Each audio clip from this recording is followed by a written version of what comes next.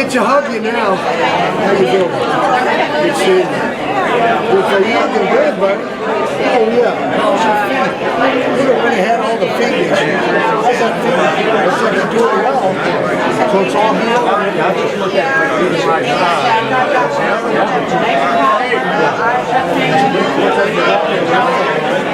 So that's how she really got interested. Well, Diane. Hers is D-I-A-N without an E. He's so good on this. And this is me. It's with an E, D-I-A-N-E. Got it? I knew the last you knew that. So she was work there and you can run backwards fast, right? Run front. It was funny. Okay, come on, get going. The guys on the hill were watching, just making sure we were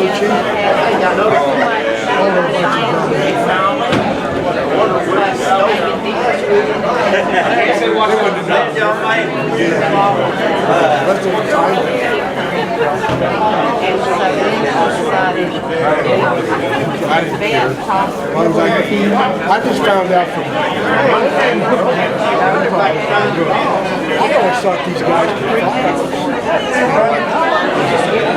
No, that's well, at 8 years, I always thought the big commander. I'm going to go get us names out. Yeah, they couldn't find rid of us. Nobody, but they had no coordinator said they rid of us. So I need to connect her with well, they could do it in a quiet way, digging your own motion, which they didn't do. got in the first time. I still was there. Ready. Not many He was the guy that always Out of I don't know, 24 students. But man, I hear like I said, we're all here, it's all history. Connect her also. I like to go back to that guy's house and Andy Ray. He's 3 stars.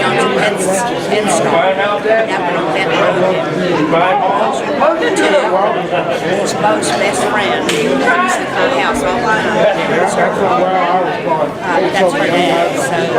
But she's so A lot of ways to climb that mountain. You just have to use your head, be smart, they go oil, on dates. grind it out. You just might get You know? Yeah. I mean, like, they went to homecoming in a group. work. I bet they're going to go to work. She has her best friend,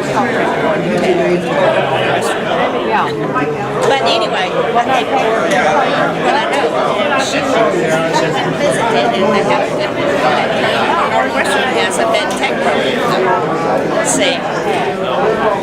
So anyway, I was trying to get her to go into that program and do the rest of it. Let the veterinarian who's over it guide her into veterinary science. Yeah. So anyway, she graduates in May, so she'll be 17 still. She'll be 18 years old. Anyway, she's just real focused, and I just hope that when she gets over there, I can make that much help. She's focused right now. She spends 1 night a week at least, and when she comes in, hits the couch, and that's studies. Straight A's. Straight A's. Yeah. Well, that's really so anyway, I'm just praying that Isabella she took our responsibility buses with Sig out there for a while, so she was interested in that and all of that. It's just everything that's stopped with everything. She kind of fell off and the husband right that's Vicky's dance, and she's been with Vicky now. Like, so that's her one big outing, and she is an artist. She takes her. Well, I like that. We need to get started a little bit. It so happens that the food is coming a little bit earlier than we expected, so we're going to do a few administrative things at General Brown's little memorial service. And Then we're going to eat, and then after we eat, the presentation for the Vietnam ceremonial lapel pins will take place then, if that's okay. So, I've got just a few administrative announcements here.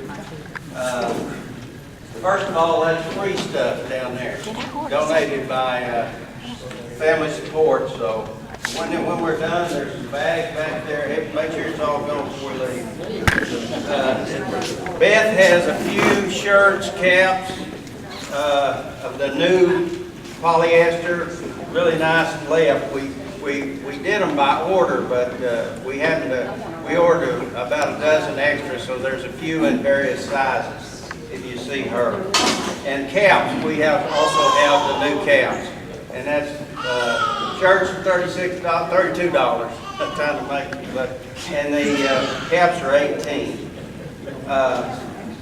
The second thing is, while you're here, 807 history books. If anybody here still would want one, I think EJ got a couple of them. Beth's got a couple of those. Those are $50 a piece, and that's cheap for what's inside. I'd like to make a motion here for a donation to the 807 Family Support. I think it's very important as an alumni group that we continue to show support at least to some organization that takes care of soldiers. And so I would make a motion that we give them a donation of $500. I second it. All in favor? Aye. Any opposed? Done. Thank you very much. Good morning. Good morning. Welcome everyone to this reunion 2018. We had 50 folks signed up last night. We got 70 today. And when we started out in 2002, we had quite a few meetings down, of course, at Joe Baker Lake with Billy. And the question was, is there a need for such a thing? And if we do it, you know, what's going to happen, how we're going to do it and everything. And is it just going to dwindle away? Well, it hasn't. It's become more robust. We have great attendance. We have a special reunion this year to recognize the Vietnam veterans, the kids that went to war. Unfortunately, if you look at our universities today, I think many of those students would have a lot of difficulty if they were told they had to sign up and leave home and go do some things that nobody wants to do for the sacrifice for the country. So I'm really proud that we can recognize these veterans who didn't get the recognition they deserved when they came home. Now in the past, as you know, we have recognized the World War II vets that came through the 807s, and it worked out very, very well, as will today's. So, it's a special reunion this year. In addition, I want to talk just a little bit about our history book that our author here has done for us. It is the only history of the 807. He continues to get information on the 807 for an update, a second edition of the book. So if you have photographs and can identify those in the photographs and they're not in the book, please give them to our author. He also will sign any of those books that are sold today. One thing you may not know about this author is he did all of this on his own free time. When he got done, he gave the copyright to us, the 807. And I think that's a remarkable thing, and you can see it. It all came from the heart. So thank you very much. We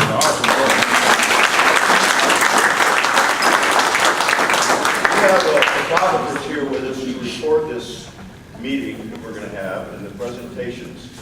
And when we're done at the appropriate time, we'd like everybody to get together, probably up here by the flag, so we can get a photograph, an official photograph of this reunion. And then Beth will couple with that those in attendance today. So we'll have a real nice historic record. we're going to continue to mingle here for a while. The food is on its way, and so we kind of shuffled around how we're going to do the reunion today. And so we'll just kind of hang out. I think we have a few more announcements by Nick. And then when we're done with eating, then we'll do the ceremony. Okay? Nick, you're up.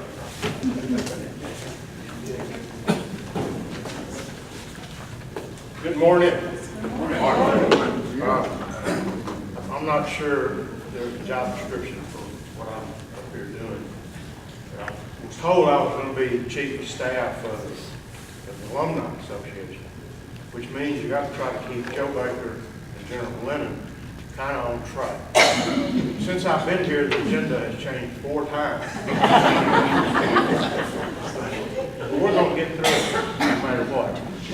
We owe a special thanks to Beth, Billy, and Joe Baker for all they do.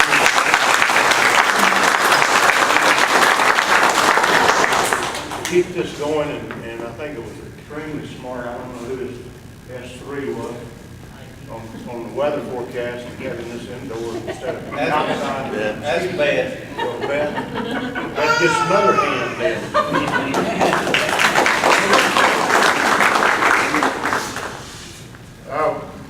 Each year, a couple of years ago, we started a tradition where we have a roll call for those that passed away since our last meeting. And this last year, we lost a true patriot of 807. So I'm going to call the roll. It's fortunate that we only have one on the list this year. If you would, please stand, remove your headgear, and answer here. In unison. Brigadier General J. Royston Brown. Here. Thank you. Command Sergeant Major Baker's written some notes about General Brown. Present that to you now. Kind of his own thoughts of what General Brown was today. You can take your seats. Thank you. Thank you. It's quite an honor for me to be able to do this, having served with General Brown, as I know many of you did here. But General Brown was February 27, 1928 was his date of birth. His date of passing was August the 5th, 2018. I'm going to have to read this because it's kind of lengthy, but General Brown assumed command of the 807 Hospital Center in 1975, and then became the commanding general of the 807th Medical Brigade on its reorganization in 1976, and remained as commanding general until 1979. Before I talk about his military history, I'd like to paint you a picture of the brigade immediately after its reorganization. The command headquarters was located in an office complex in Mesquite, Texas. Since it had been a hospital, it was located in an office complex. Since it had been a hospital center, there was no TO in the equipment. The hospital center focused primarily on command and control of the community. The staff at that time, as I remember it, was as follows. In the command group was Colonel Robert Henson, Chief of Staff, Manny Vaughn, Senior Civilian, Doris Slice, Secretary, First Lieutenant John McGann, Aide-de-Camp. Brigade CSM was CSM Jimmy Carden. Colonel Roy Holmes was a SPO. Colonel Lee Ware and Sergeant First Class Donald Irvin comprised the SPO shop. Major Corky Wright was the S1. Tom Gowan, Reba Goff, and Bill Wallace comprised the S1. Don Ruggles was the Aviation Staff Officer. Buddy Hawkins was at JAG. Lieutenant Colonel Herschel Welch was the S4, and Dwayne Canfield was the Senior Logistics Management Specialist. Colonel Gil Strickland was the chaplain. Chief Nurse, I'm told today by Colonel Johnson, was Colonel Helen Sagal. Captain Ben Adamczyk was the company commander, and I was the first sergeant. And Sergeant First Class Andy Anderson was the supply sergeant. Now that's quite a crew to begin a brigade, a reorganization of a brigade. After the 807th was redesignated as brigade, General Brown set about changing the mindset of the staff to focus on field operations. He directed the SPO to take the staff and company to the field quarterly. Now you can imagine on IDT going to the field quarterly. Participate in all medical FTXs and CPXs and conduct training for enlisted personnel on soldier skills. Since there was no T&E equipment, we went about going to Fort Hood quarterly to pick up tonnage, training aids, ammo, pyrotechnics, a lot of pyrotechnics, and other T&E equipment. We set up the headquarters and company here in Seagoville, which was at that time a field surrounded by a barbed wire fence. Then back again to Fort Hood to turn it all back in until the next quarter. We actually resembled a Barnum and Bailey circus at times, I believe. At the time, I didn't really understand what General Brown was doing, and frankly bitched a lot about it with a lot of other NCOs. But in later years, when the 807th was a premier medical brigade, I knew of his vision at that time. Working for General Brown was my first experience working directly for a general officer. Maybe the first I ever had actually talking to one-on-one. I soon learned that when a general locked on to an idea, there was no backing up. Only moving forward. I also learned that general officers could give an impromptu and often, in General Brown's case, a lengthy speech at any time. A few stories about General Brown. In his quest to shape up this motley group of hospital personnel to fit his idea of a brigade field headquarters, we marched. To the dismay of local residents around the headquarters in Mesquite, we marched and called cadence immediately following the morning formation and sometimes following the Sunday formation. He always marched with the entire staff and headquarters company. I think you all knew that General Brown occasionally enjoyed a cold beer. Once I recall when the command group and primary staff went to Fort Bragg to participate in a field exercise.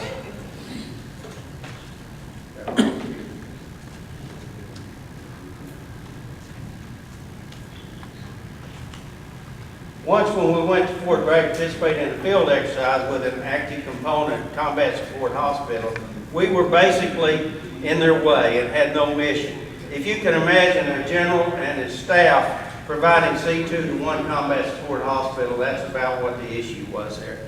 The CG and staff were provided 2 GP Smalls in which to live and operate. The combat support hospital was in a must hospital, air conditioned I might add. As a first sergeant, I was the lowest ranking person there. So one day the chief of staff told me it was my job to dig a hole in the CG's GP Small, put a poncho in the hole, get ice from a blood detachment unit daily, and ice down beer for the CG and staff. Since alcohol was prohibited and we had no vehicles, I had to infiltrate the area of operations daily. One morning when I went to the field mess for breakfast, I asked a cook how things were going. He said, "Top, it is great, but those damn reservists are drinking beer in that GP Small every night." And oh yes, the commander of that combat support hospital was Colonel Timberlake, who later became our active Army advisor. B.G. Brown was dead serious about his command, but knew how to relax with his staff. I think that's evidence of that. I think you all had an opportunity to read B.G. Brown's obituary, and I'd like to highlight a few things that struck my attention about his military career. B.G. Brown started his career as a private.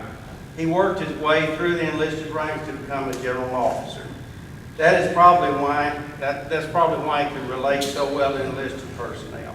He saw combat in Korea and earned the combat infantry badge. Now, can you imagine a general officer coming into any active component conference and having an EFMB and a combat infantry badge? Well, that was General Brown. He completed 40 years of service to his country. You all know that General Brown was extremely patriotic and totally loyal to the 807. He loved the Army and he loved soldiers. As I have previously said, his vision, leadership, and direction began the 807th path to what it has come today. We were all blessed to know him and to have served with him. Godspeed this soldier. I'd like to give an opportunity now for anybody that served with General Brown to speak. Is there anyone that would like to do that? Last chance. Bill, you look like you want to say something. No, Okay. that poem I read in the Board of Elections covered it pretty well. Well, with that, I tell you, it's an honor being able to do that for you today, and I know that we will all miss General Brown, and I thought Chaplain Breland would be here today to do this, but not today. A plus, y'all. Get an A plus. I get to speak for you? Yes, sir. All right. All right, looks like the food has arrived. You have permission to mingle. I know you do well. We'll do the awards, Vietnam service after the meeting.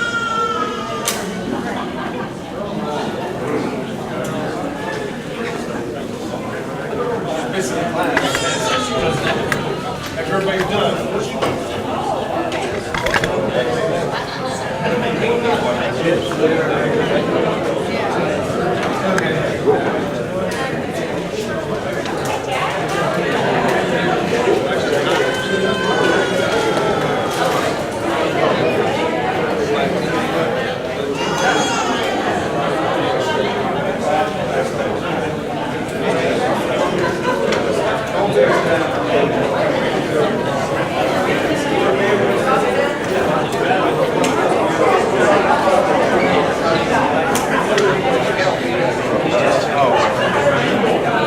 Hey, Billy, how much did we get in? You know, I was talking to you. While that's out there. You got Billy.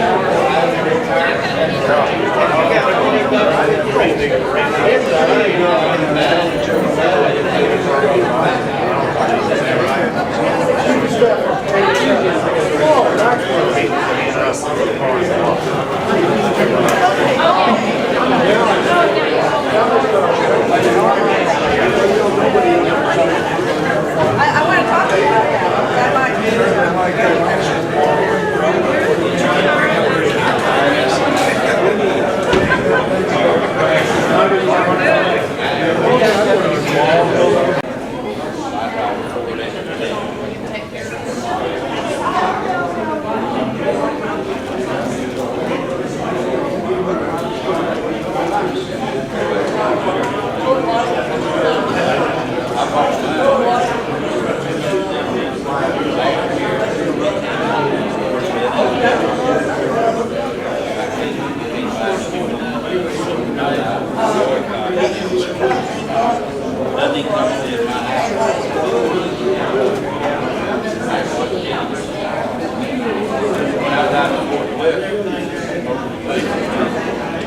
They hated to see me and start watching the office. I said, yeah, turn it over. They tried to put me out of the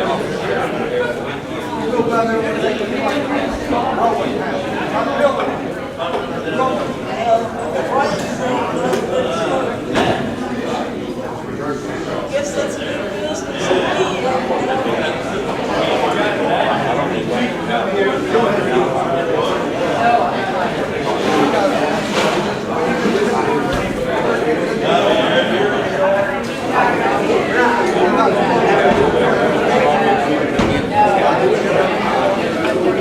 office.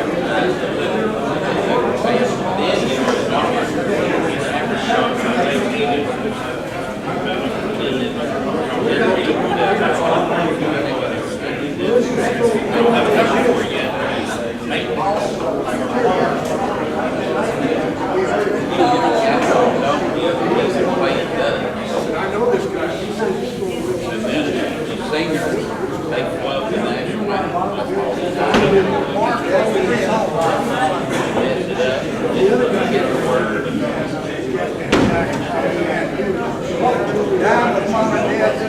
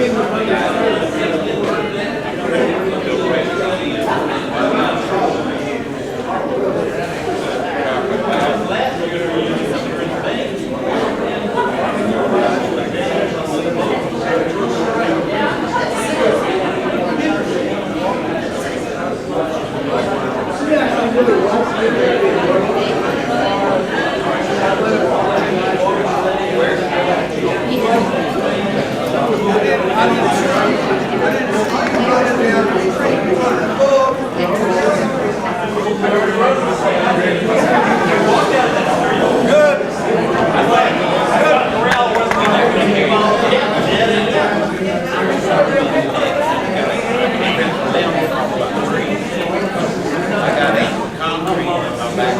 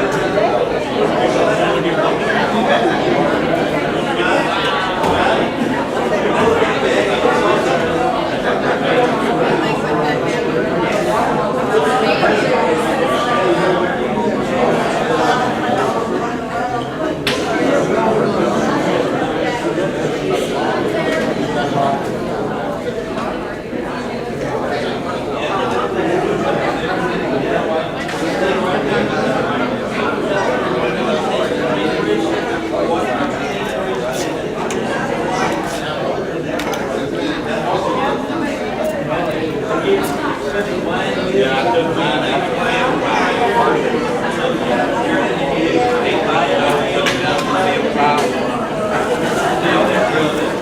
The bird out. We let it about 10 feet out. My dog walked out there. Got this done and then backtracked. Never turned around. Back out of the water. They said that's the first time they ever had a dog. He got his blue ribbon though. He gave his reason today. They said that's the first time they ever seen one just walk out there and then turn around. Not even turn around. Yeah, oh yeah. So then they'll all know where they was. A charger. He'll run it in.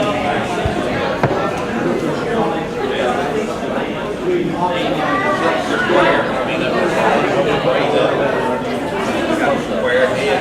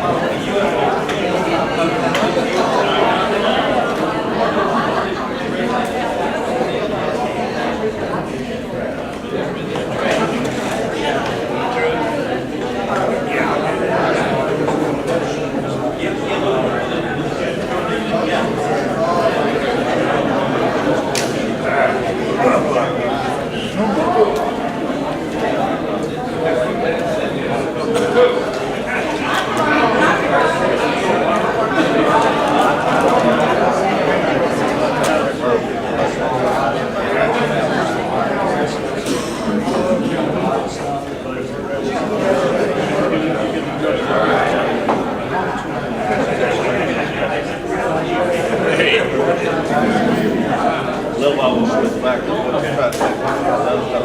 You can't get back.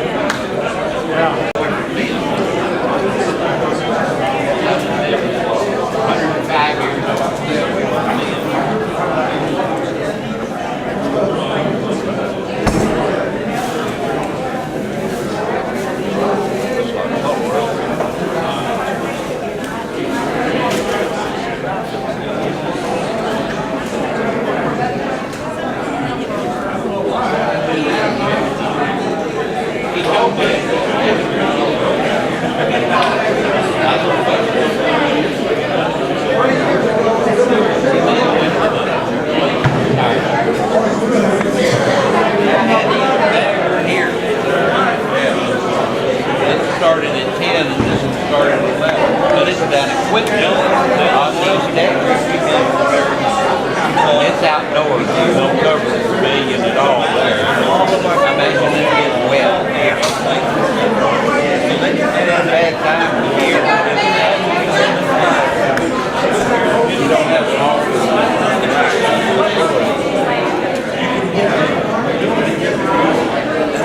I drove down there when I first got here. I think y'all turned in and I went over. The agent called me to go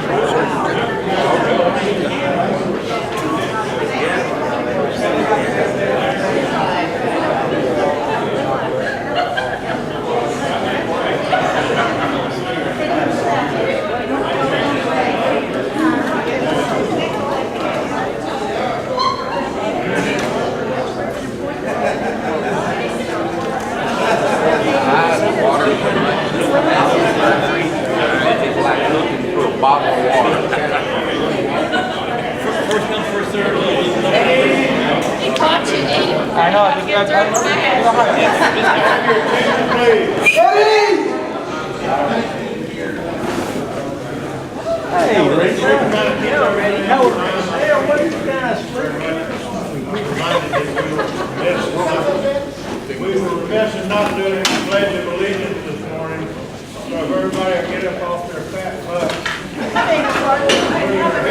We'll do that again.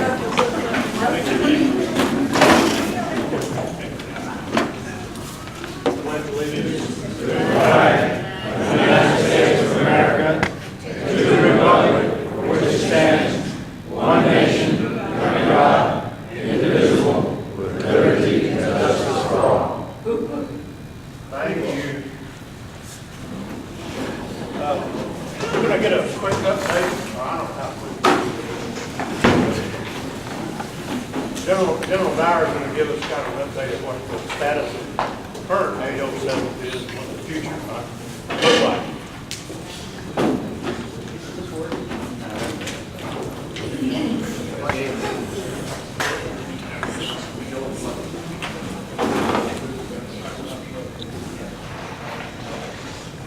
Okay, I'll just talk loud. Can y'all hear me? No, I really. Now, this is a big room. Well, we've had a lot of military ceremonies in this room, too. Most of you probably remember when you served out at the 807, this building didn't exist.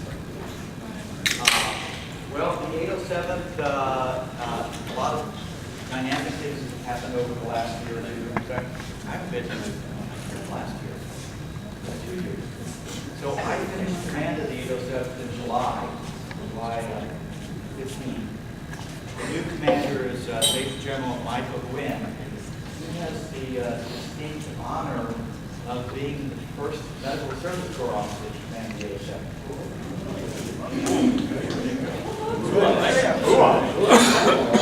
He's not a real doctor. He's not a doctor at all. I don't think he has a doctoral degree. So I thought I was going to retire in July, and then I got asked to be the Deputy Surgeon General for Reserve Affairs at the DOT. So that's my job for the next 2 years. That's kind of an exciting thing. Following General Herbst's footsteps. You did that at the Reserve, right? Of course. Yes. And so some interesting things are happening in the Army Reserve and the active Army right now. I just wanted to update you on. I think the biggest thing that's important, if you're not reading the news on this that's coming out, is Congress in the last 3 years now, National Defense Authorization Act, have mandated by law that all of the active duty medical treatment facilities, including the hospitals, the clinics, the Army Medical Centers, the MEDEX, Navy, Air Force, every facility transition, and in the AA 2019, they changed it to 2021. So all those clinics and hospitals and MTFs have to transition from their individual services, Army, Navy, and Air Force, to the Defense Health Agency, which answers directly to the Department of Defense. So we're finally going to have, we kind of joke and say it's a purple suit. Health support folks now. So the first Army medical treatment facility, Womack Army Medical Center, Fort Bragg, transitioned to the control of the Defense Health Agency October 1st, just 5 days ago. And it is no longer under the control of the Surgeon General of the Army or Army at all, or even the Chief of Staff of the Army. So by 3 years from now, every single hospital and clinic will no longer belong to the Army. So the Army, the Navy, and the Air Force, who fought this tooth and nail to prevent it from happening, are transitioning, at least the Army is, all of the green suitors that previously would be assigned to a medical treatment facility. And we're only talking about some fixed facilities, the PDA formations. All of those personnel, from the physicians down to the combat medics who work in the ER clinics, all of them are going to be reassigned to the operational force, which means their assignments are going to be in combat support hospitals, which all are transitioning to hospital centers. I remember 2 years ago I talked about that transformation. The caches are transforming to hospital centers. The 807s and caches by 2021 will be 7 hospital centers, each of which will have 2 30-bed field hospitals, field hospitals, and 2, 3, or 4 augmentation attachments underneath it. ICU, ICW, et cetera, et cetera. So the active component caches, there are 10 caches, are also converted to hospital centers. Everybody's going to be assigned to a hospital center and their down trace units, or they're going to be assigned to forward resuscitative surgical teams. All the forward surgical teams are transforming into forward resuscitation surgical teams. same number of people, just a different mix of personnel on the teams.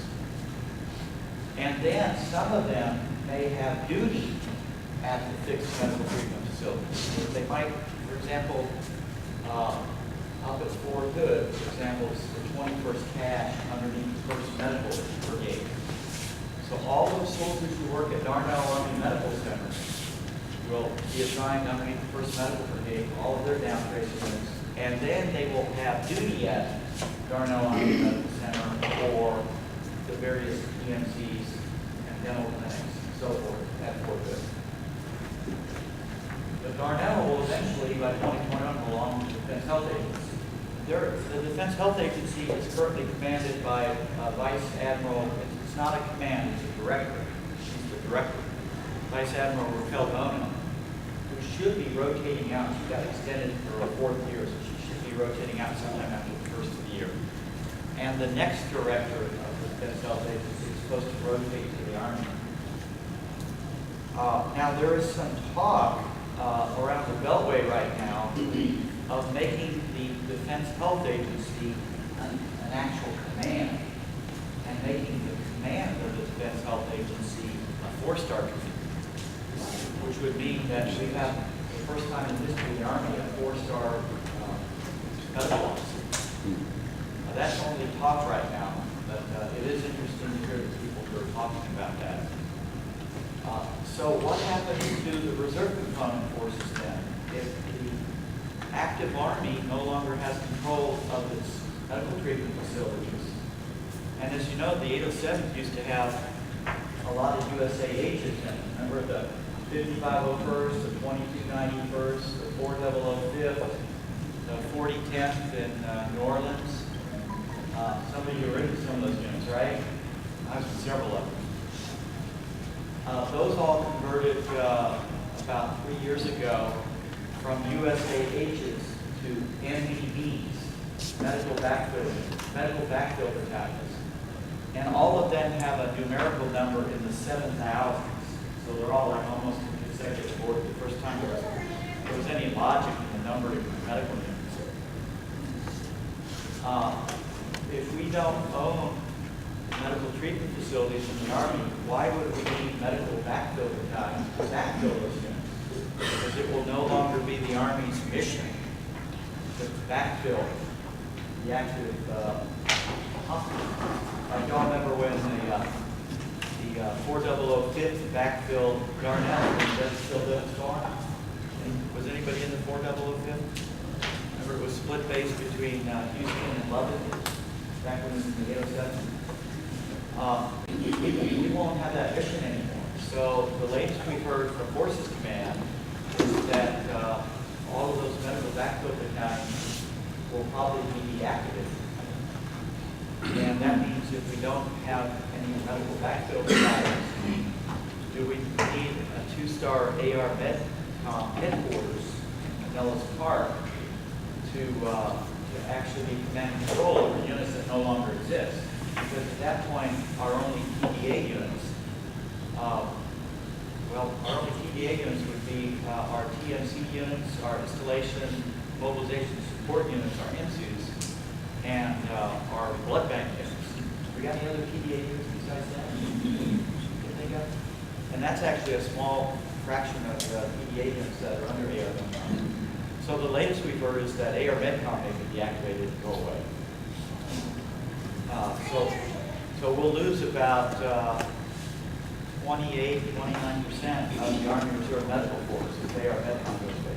Now, all the folks currently assigned to those units will be transferred over to the operational side of the house, and they'll fall under the 807th or 3rd Medcom out of Fort Dillon.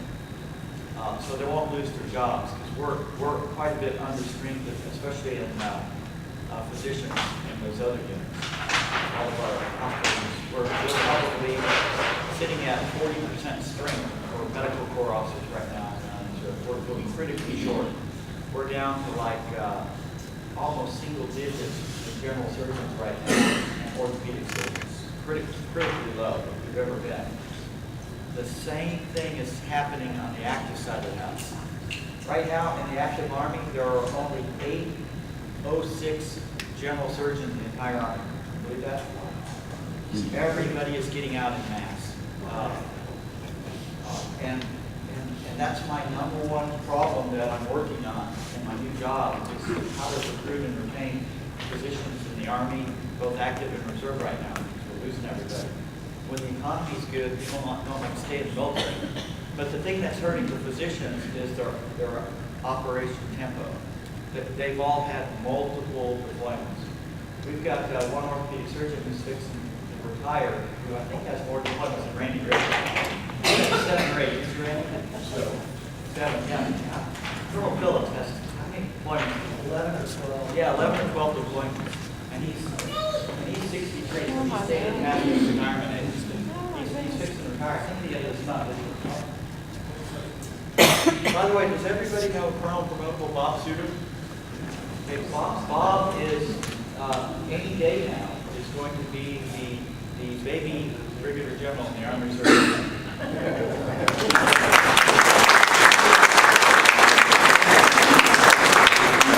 He's going to become the deputy commanding general for professional services for the 807. So he lives here in Dallas, so he'll be here at CEO quite a bit. He'll probably commandeer the brigade office quite a bit. So one other thing I want to update you on, and this is still in flux, but there is a medical command, there's a Army Reserve command and control transformation going on right now. The final endpoint of what it's going to look like seems to be a moving target and change almost weekly. But some of you remember back when we used to have RCOMs, and that was followed by regional support commands, and the 807 used to fall under the 98 regional support command. And then we had 10 of those, and then we pared it down to 7 regional readiness commands. Well, now we're down to 4 regional divisions. The new name is regional divisions. There's only 4 of them. And you can almost take the continental United States and make it a square. And up in the northeast is the 99, down in the southeast is the 81st. And then in the northwest, you've got the 88th, which is headquartered at Fort McCoy. Now see, the 99th is at Fort Dix, the 81st is at Fort Jackson, and then the area that covers the southwest here is the 63rd, and that's at Moffett Field, California. Now, interestingly, the current commander who's getting ready to rotate out for the 63rd is Major General Brian Alvin. Anybody remember Brian Alvin? So he was in the 807. So when Brian Allen was the captain, he was the HAC commander in the 807. Isn't that great? He's a 2-star guy now. And so the last version of the command and control transformation of USARC had the 807 being split with 2 brigades going underneath the 88th up at Fort McCoy, or 3 brigades rather, going to the 88th, and then 2 brigades going to the 63rd. So the 2nd out of California and the 176th in the building next door was going to go to the 63rd. And then it was going to be up to the regional division commanders to decide how to align the medical units underneath the regional divisions. And Bob, correct me if this has changed since I finished out in command 8 weeks ago. So again, it's a moving target. But up on the north side, 88 was going to keep all of the subordinate units underneath the brigades, and then keep the brigades, the 139 and the 330 of Chicago, underneath the 807 headquarters. So that at least the headquarters would still have 2 brigades that they would command and control. The 307, the 2nd and the 176 Med Brigade in the southwest here would be put under another 2-star command under the 63rd, but it wouldn't be a medical chain of command. And believe me, I fought tooth and nail to prevent that from happening. I had, during my 3-year command tenure, had the 807's operational command post moving to Fort Sam Houston. And I had went all the way up through every ticket that had to be punched, including getting it signed off by the Secretary of the Air Force and the Secretary of the Army, because the Secretary of the Air Force owns Joint Base San Antonio now, including Fort Sam Houston.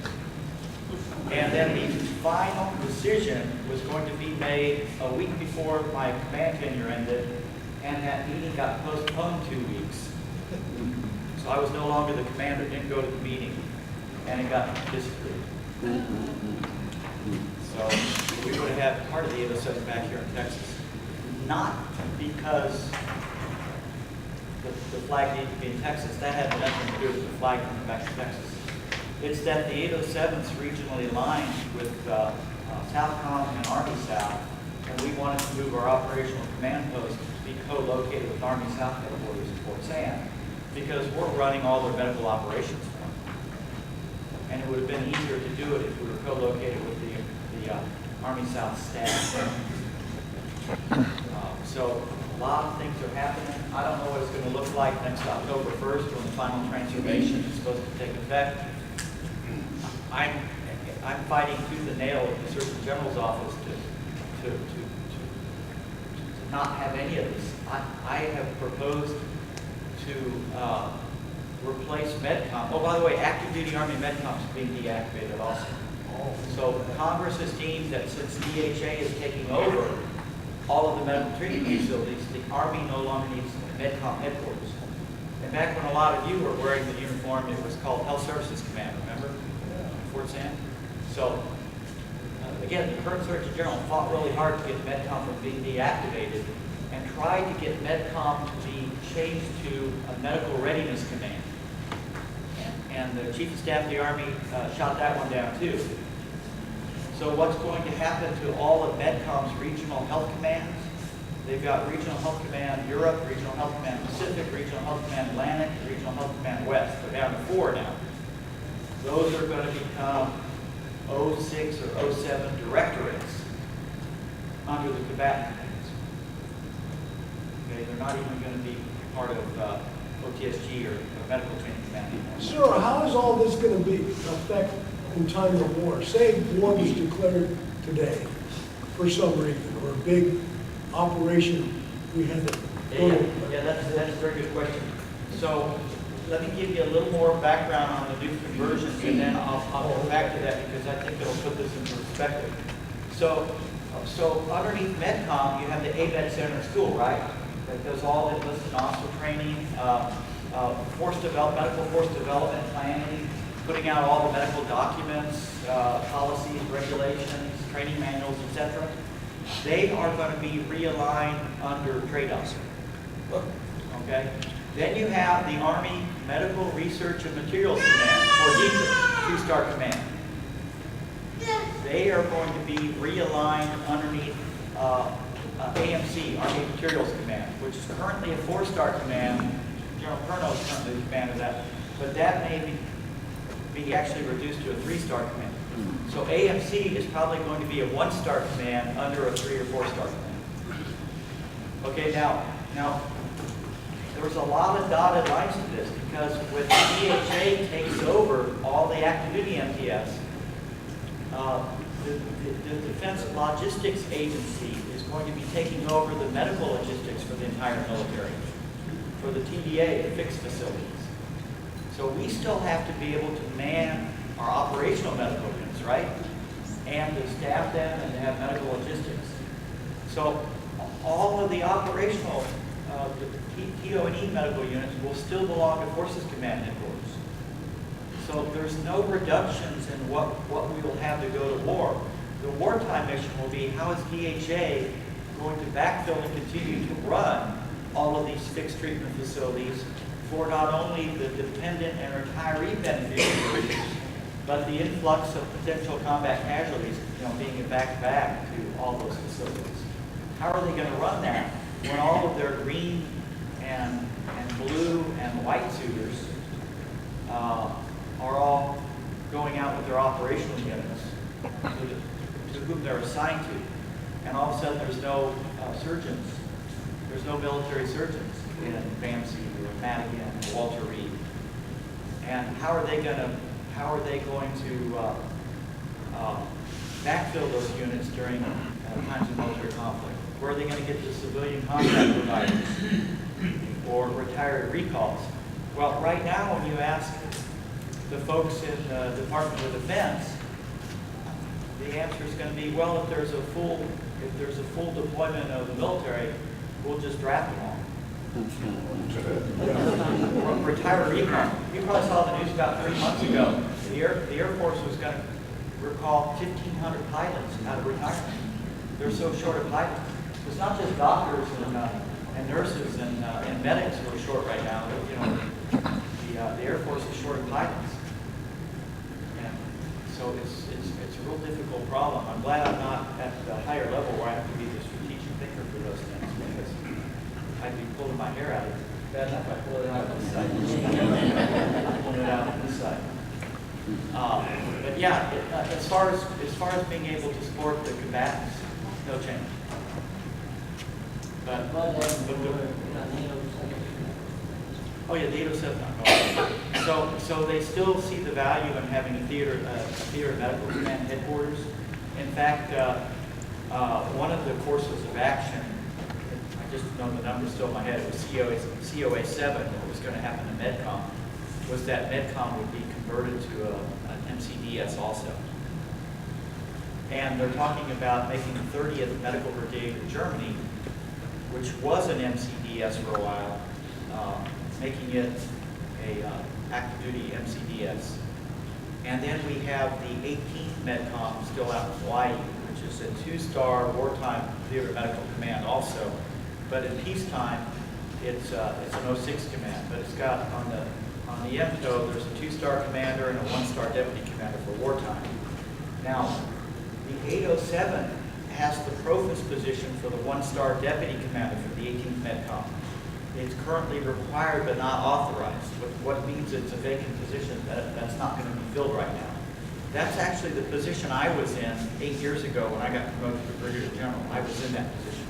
And I was the wartime provost deputy commander of the 18th MedCom. Now, interestingly, just on a side note, I'm like talking to you, Sergeant Major Brown.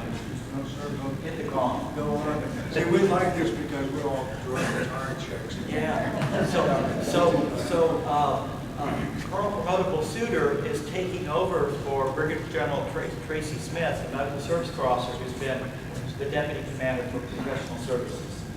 And so any day now, on the 18th of October, he's going to go on active duty for 179 days, but probably it'll get renewed for another 179 days. And she's going to be the commander of the 18th MedCom. So she'll be the first 1-star commander in peacetime ever.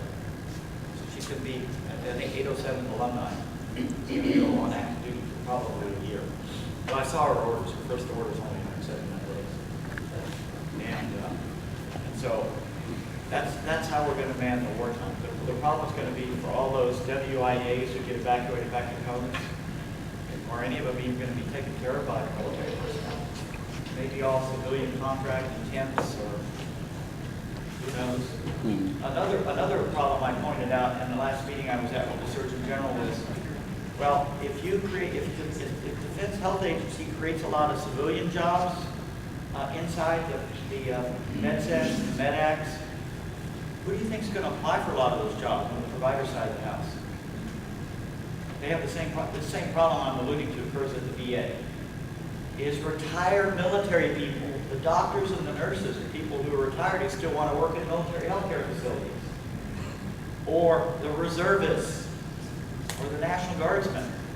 So I said, do you have any idea right now at any of our active duty medical treatment facilities what percentage of the civilian workforce are in the Guard and Reserve or retired military personnel subject to retired recall in time of war? And the only one who knew that was the Regional Health Command out of Fort Sam Houston. He said 22% of my workforce is Guard, Reserve, or retirees. So if they open up all these positions and the people who apply are going to be folks subject to recall, they're going to even lose those folks too. Go ahead. One question I have, all these Air Force guys, Navy guys, Army guys, are they all going to be wearing their particular uniforms? Yes. Going to this new command, or not command, health service? Yeah, everybody, okay, so So because they're not assigned to those medical treatment facilities, they're only on loan, they still belong to their service component. So the Army, it's just like if you walk in Walter Reed right now, you'll see people that are in uniform walking around, lawn stool, tripler, okay, even Fort Sam. Even where I work as a civilian at the University of Texas Health Science in San Antonio, every day there's folks in Navy, Army, and Air Force uniforms that have duty at the University Hospital. They're in training programs there. Okay, I haven't talked too much. Any questions? Any other questions? If you want to hit me up afterwards, I'd be happy to answer more questions as well. Nick? Thank you, sir. Welcome.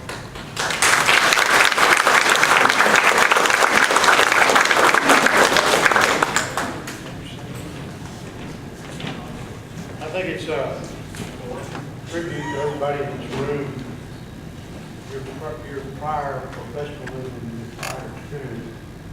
So we have a 2-star general, 1-star general, another general, 0.8 general, 3/4 of a general. I think that speaks a lot of the organization. To have them show up here, we appreciate that very much. Next, we're going to have a presentation of Vietnam Veteran Hotel Inn. Retired Brown is going to do that for us again. He's taken personal interest in this and does it out of loyalty to you guys and the service of the country. When that's over, don't go away because we're going to attempt to do a family portrait. It's going to be up here where the flag is. So you'll hear that if you're taller than the person in front of you, screw back. Let me introduce my guest, Bob Tillman here, who's here with the camera. He's the president of the Saxe Historical Society. Bob sold U.S. Army, U.S. Air Force, retired. He's a board member, and I'm also a board member of the Saxe Historical Society. We're a partnership with the Department of Defense on this. Let me give you a little background on what the United States of America Vietnam War commemoration is about. In May of 2012, the United States Congress passed public law authorizing the formation of the United States of America Vietnam War commemoration. And what it did was, the purpose of it was to recognize the 50th anniversary of the Vietnam War and to recognize the military service of those veterans that served in the Vietnam War or during what's called the Vietnam era. In the Vietnam era, that period of service is if you served in the military from November 1st of 1955 through May 15th of 1975, you are considered a Vietnam era veteran. Now, we recognize there's a lot of little facets to this commemoration, and I'm still learning some of them, even though I've been doing it a couple of years. This program is administered by the Department of Defense, and they do it through what's called commemorative partners. And the commemorative partners basically are military associations, veterans organizations, and like us, the Saxe Historical Society. You volunteer to be a commemorative partner, and you have to follow the rules of the Department of Defense for administering this program, which we do. And it requires that we do 2 ceremonies a year.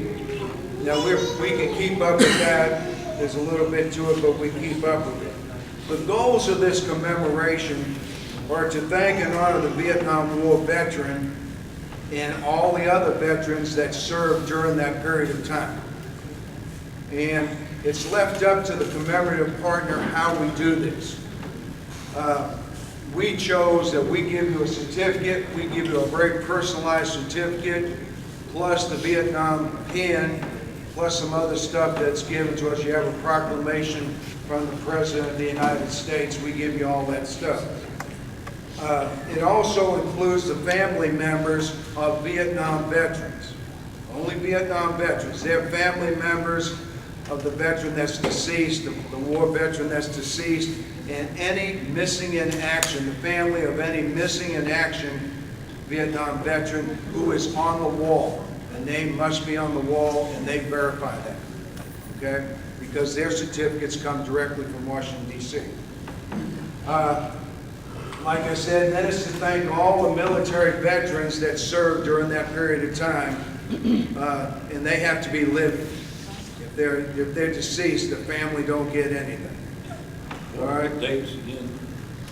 It's the dates are May of 19. Let me get it. It's November of 1955 through May of 1975. Okay. Another goal of the thing is to pay tribute to the war, to pay tribute to the wartime contributions given by American citizens, basically with USOs and all those little groups that supported all the veterans during that time. Another goal is to recognize the contributions and sacrifices of our allies that served in Vietnam, which means South Korea, New Zealand, there's a whole bunch of them. And then the final goal of the commemoration is to highlight the technology, science, and medical advances made during the war. And it's all different little facets. Today, we're here to honor the veterans with a presentation of a certificate and a pin, the Vietnam service pin, basically, and recognize their service during the period of 1955 through 1975.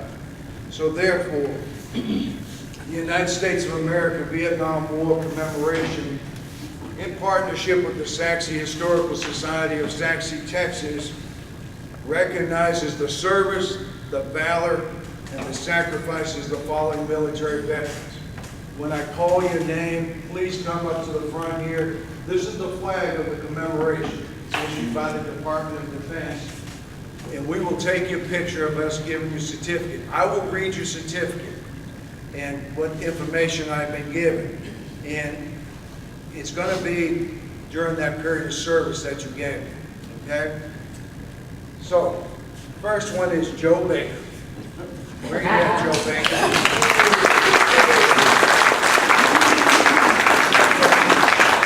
Staff Sergeant Joseph L. Baker, United States Air Force.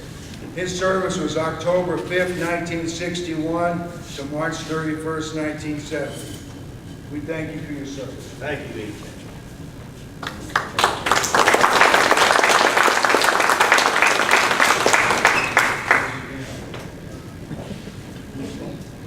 John Byron.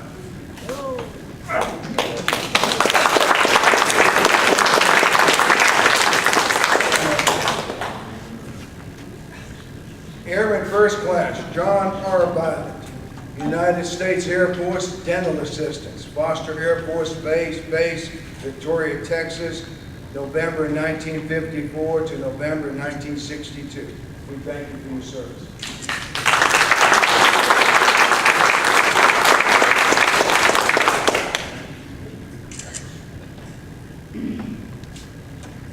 Roger Harvey. You here? Yeah. There you are.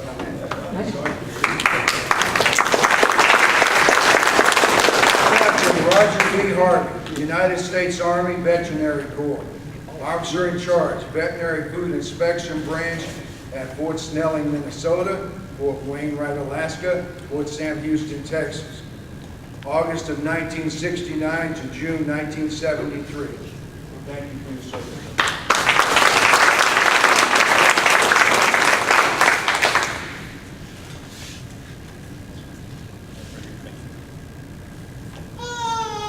Kenneth Herbst.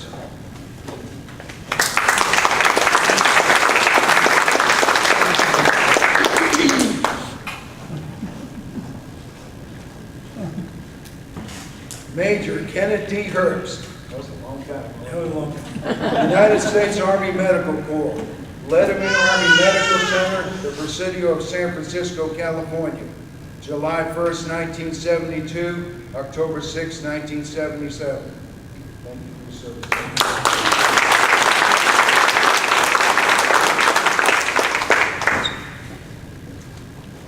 Jerry Holton. All right.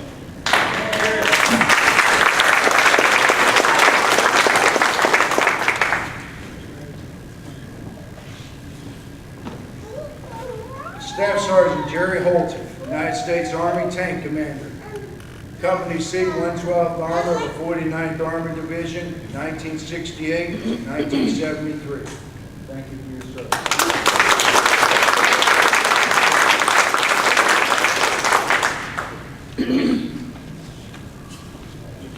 James Markler.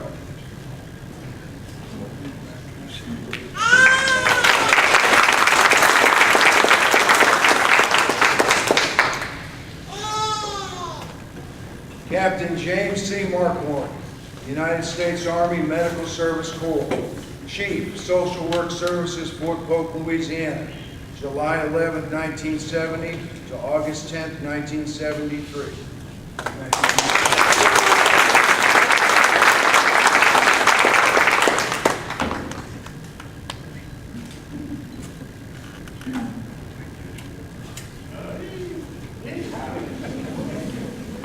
Robert McMillan.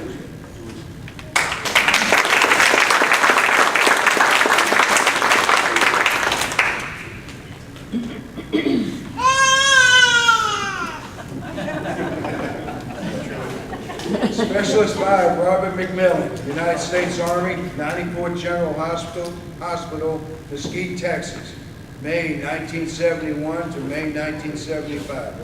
Thank you for your service, sir.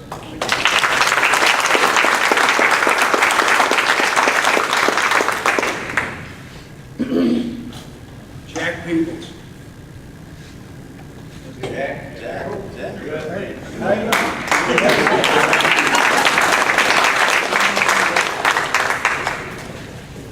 had even put some of this stuff up. Private First Class Jack Peoples, United States Army Special Weapons Artillery, September 1957, June 1960. Thank you for your service, sir.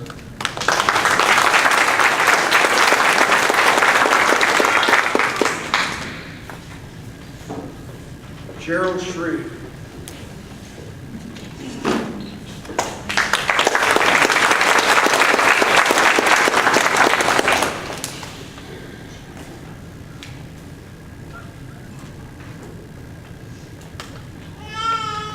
When you read some of these dates, it really makes me feel young. That's true. Sergeant First Class Gerald L. Shreve, United States Army, Food Service NCO and Advisor, July 1964 to November 1975. Thank you for your service.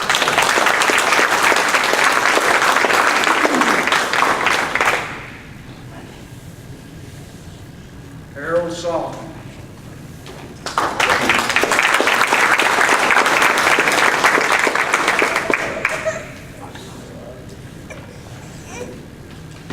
Captain Harold E. Solomon, United States Army Medical Service Corps, 46th Medical Battalion, 4th Armored Division, Federal Republic of Germany, January 1964 to January 1967.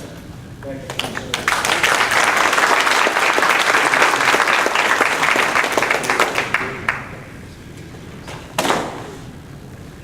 sir. Sandra Solomon.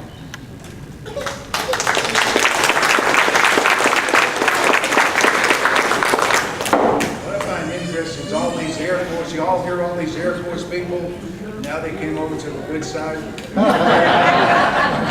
Captain Sandra S. Solomon, United States Air Force Nurse Corps, Wilford Hall, U.S. Air Force Hospital, San Antonio, Texas, Fairchild, U.S. Air Force Hospital, Spokane, Washington, May 1966 to May 1975. Thank you for your service.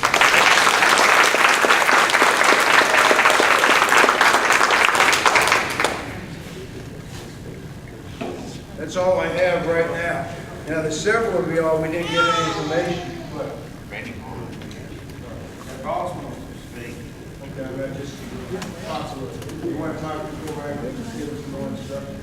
No, 60.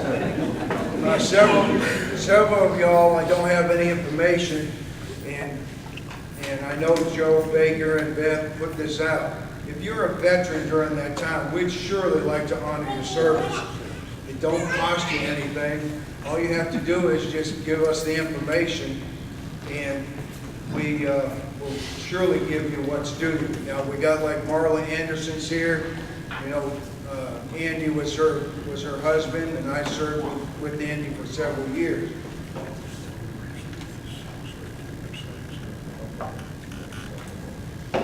And I'll sit with her because we'll get her certificate from Washington, because Andy did serve in Vietnam, so there's a special certificate that comes out of Washington, D.C. for her. If you want us to recognize your service, we will do this again in November in Saxe, Texas. We have the day before Memorial Day, we'll have another presentation. If you want to wait till the alumni next year, we can do it then. Whatever, we don't care. We're here to do this. They have between 7 and 9 million Vietnam-era veterans that they're trying to recognize. That's a bunch. So all you have to do is just get me the information. There's some cards I'll leave here up on the table that have all the information for the Saxe Historical Society. If you come to our deal in November, we do a little presentation pretty similar to this, and we even feed you there also. Okay? There's a lot of veterans that come to that. All the pictures of this whole weekend will be on here, the website for the Saxe Historical Society, and you can look at all the pictures and download them and everything else. We also put them on YouTube. Don't we put them on YouTube, Bobby? Yes. Okay. Sir, I'd like our photographers to come up here from the Historic Association. We'd like to give them a cast.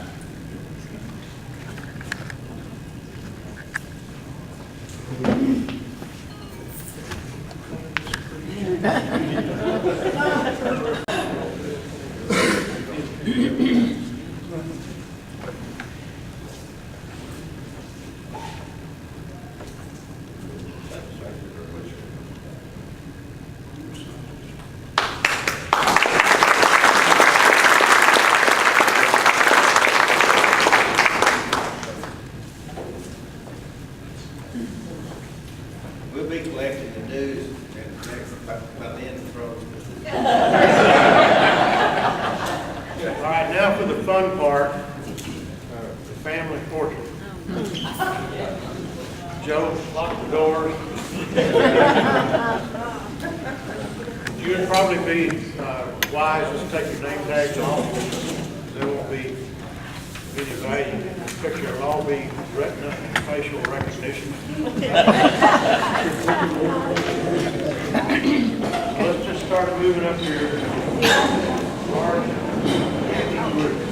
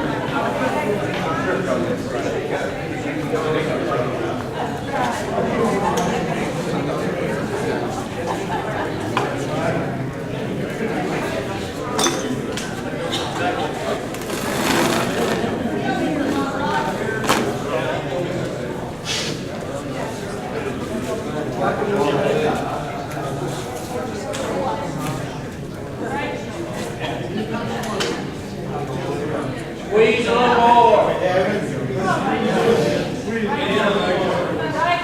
Great. Get up here. Immediately.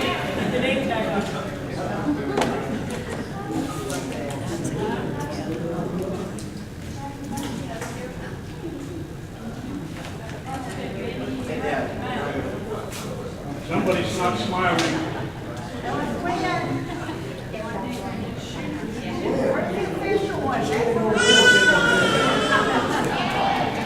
On the other side of the